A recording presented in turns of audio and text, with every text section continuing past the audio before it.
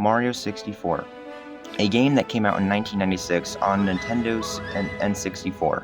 It was a revolutionary time for Mario because the franchise is now just going into 3D. But as the years have came by, many have discovered that Mario 64 has had some kind of creepiness or unsettlingness to it. And there's been many of videos on YouTube about it, and I've seen some, and it's been pretty interesting. This inspired me to make a video not just about Mario 64, but the remake on the DS called Mario 64 DS. So hey everyone, welcome back to another episode of Controversial Controversies. This is episode 2, and today we're going to just be talking about why Mario 64 DS adds on to the creepiness that Mario 64 started.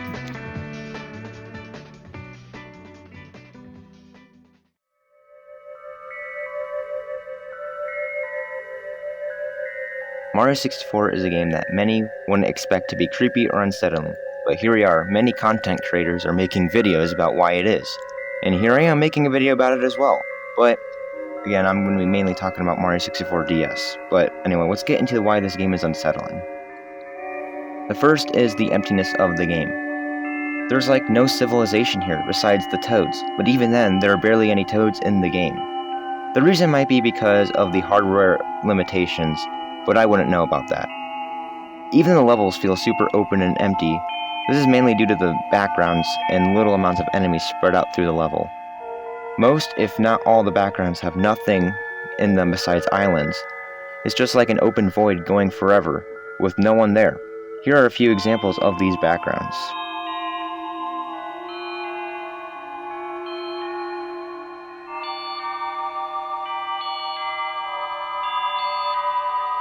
Even with all those backgrounds, there's only one background that takes the cake of unsettlingness. Introducing Wet Dry World. This background shows a really big ancient city that is abandoned and submerged underwater. This city is everywhere you look, and people claim this whole level gives off a weird negative vibe, or aura. Not to mention the town under the level itself is hidden away by a giant chain-linked fence that is super high up in the level. It even takes some skill to get there, and it makes you wonder what happened here. This town's also abandoned, and it can be flooded. There's no one there as well. The worlds also have these bottomless pits. It makes you feel like you're falling forever when you fall off a cliff. Now, I know not all of these feel like that, but most of them do, and it kinda adds to that unsettlingness to the game. Some worlds also have creepy music, Big Boo's Haunt being a good example of this. I mean, just listen to this.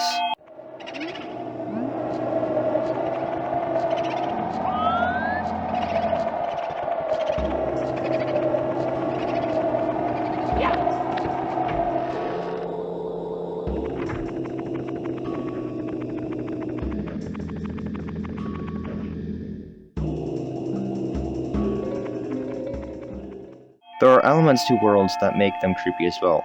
The giant eel in Jolly Roger Bay, and the piano in Big Boo's Haunt, just to name a few. The castle has some creepiness to it as well, like the infinite stair loop that plays when you try to go up the stairs to the third and final Bowser fight. Finally, the last thing are the deaths in this game, and how realistic they are.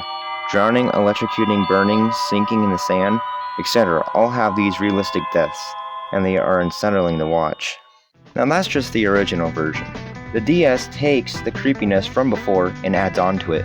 Plus all the creepiness from the original that I just mentioned before is still in the DS version. So buckle in your seatbelts because I'm going to explain how the DS version made a creepy story, added more mysteries, and became the creepiest version above the original.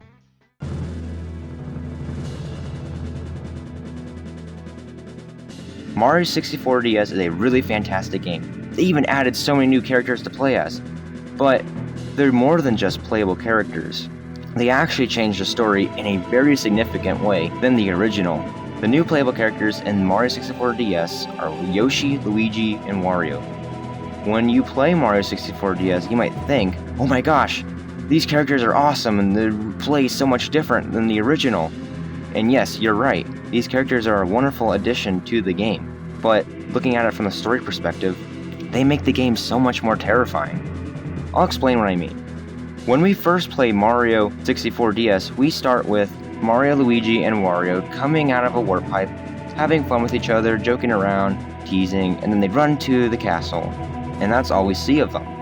But then the camera pans to Yoshi, and some dialogue happens, but then Lakitu mentions something about how Mario, Luigi, and Wario went into the castle and haven't returned for a long time and have gone missing. So then the game starts as Yoshi. But what happened to the other characters? Well, we soon find out after we get 1 star, we can head into the room where we unlock the characters, but they're stuck behind 3 doors, one having the M of Mario, the L of Luigi, and the W of Wario. And then, if you think about it again as a story perspective, you come to the realization that, wait, they all failed against Bowser. Bowser's minions, and Bowser himself captured the Mario Bros successfully. This is very interesting and honestly a really good story because there hasn't been much times where Bowser has actually won against the Mario Brothers. If you consider the RPGs, Bowser never really won in those games either. Besides, of course, Super Princess Peach, but even then, Peach is captured in this game as well. So this gives Yoshi more of an important role because Yoshi, technically, story perspective, is the last hope to save Mario, Luigi, Princess Peach, and Wario from the clutches of Bowser. This makes the game so much more interesting, and here's the best part. This isn't even a conspiracy or even speculation. The game outright just tells you that Mario, Luigi, and Wario fail and then were captured. With all that being said, you can only unlock 1 character at a time. It's more of a rescue mission than just saving the princess, and again, that's more variety than other Mario games have given us. The other thing as well is that the characters that you have to save are all stuck in these paintings, which I thought was interesting because there's a certain boss from another game that makes an appearance in this remake that connects to this.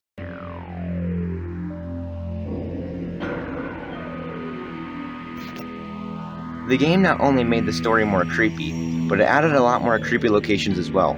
The Mario painting sends you to this poison-filled area with these unsettling dark tree skyboxes in the background.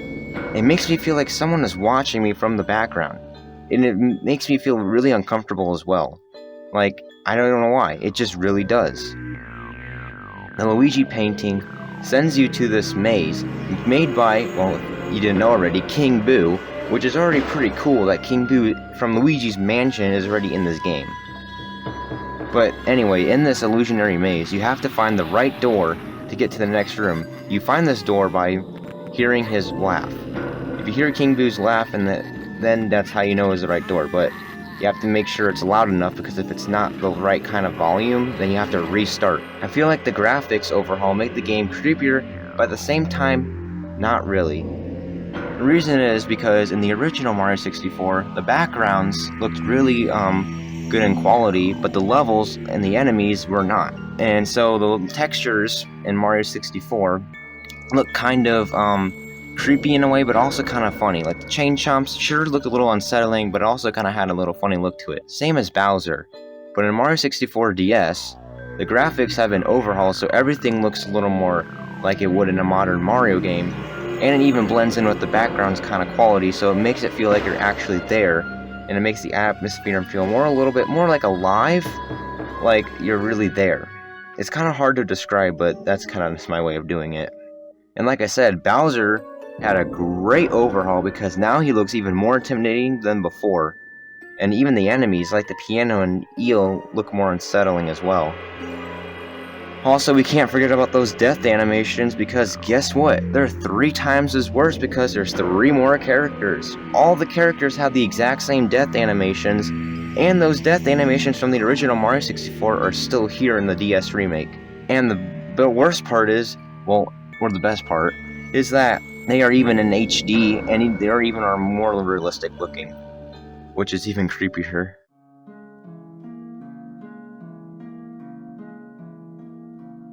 This is the last point I want to talk about. The mysteries of Mario 64 DS. There aren't as many as the original, but at least there are 2. And one of those being one that I found as I was playing Mario 64 DS. We're gonna go off the deep end, so be prepared. You know the invisibility power that Luigi has, right? Well, I found something weird about it. But what could possibly be weird about it? I mean, you just go through some objects, and enemies can't really attack you. In fact, you just go through enemies, and even fences. And some other stuff too, like a mirror, but that's just, wait, a mirror? That's right, Luigi can just somehow go through a mirror and walk in like it's another area in the game. That's not all though. Luigi can go through the door he came through originally and go through this weird white room with a star in it. But how does this work? Well, I might just have the answer to this question.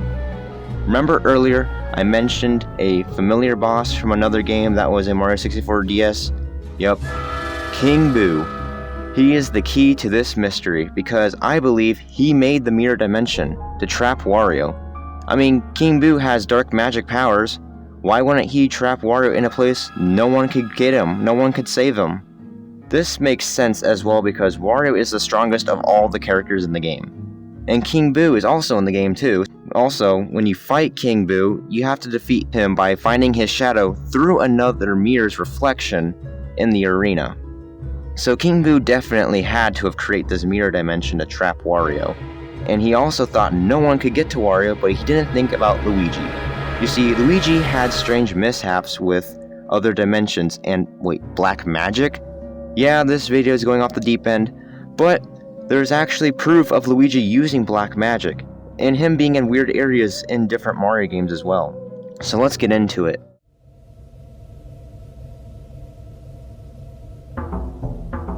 Remember the remake of Luigi's Mansion on the 3DS? Luigi could warp to the front part of the mansion just by scanning a mirror. More mirror action. Sounds suspicious, doesn't it? Also in Smash Bros. Brawl, Luigi had a final smash called the Negative Zone. And officially written by Sakurai himself, it states, for Luigi's trophy, as exotic music plays, he performs a dance befitting a sorceress incantation. A barrier envelops him, negatively impacting all in his area. This technique is a reflection of the dark side he embraced in his brother's shadow.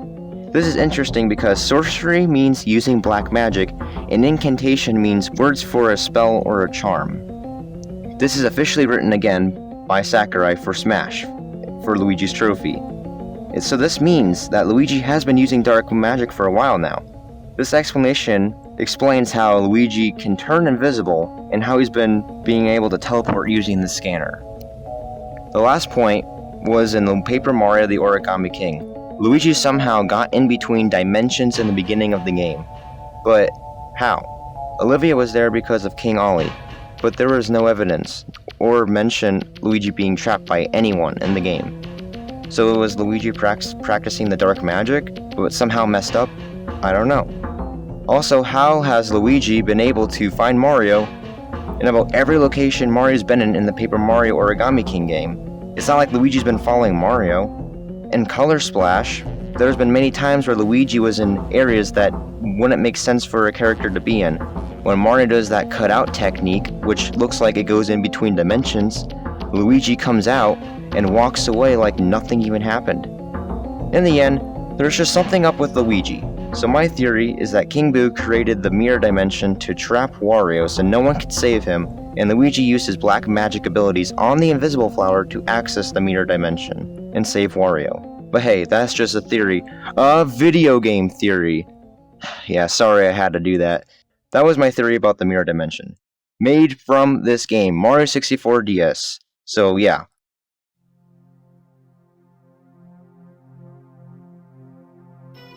The next biggest mystery is Waluigi.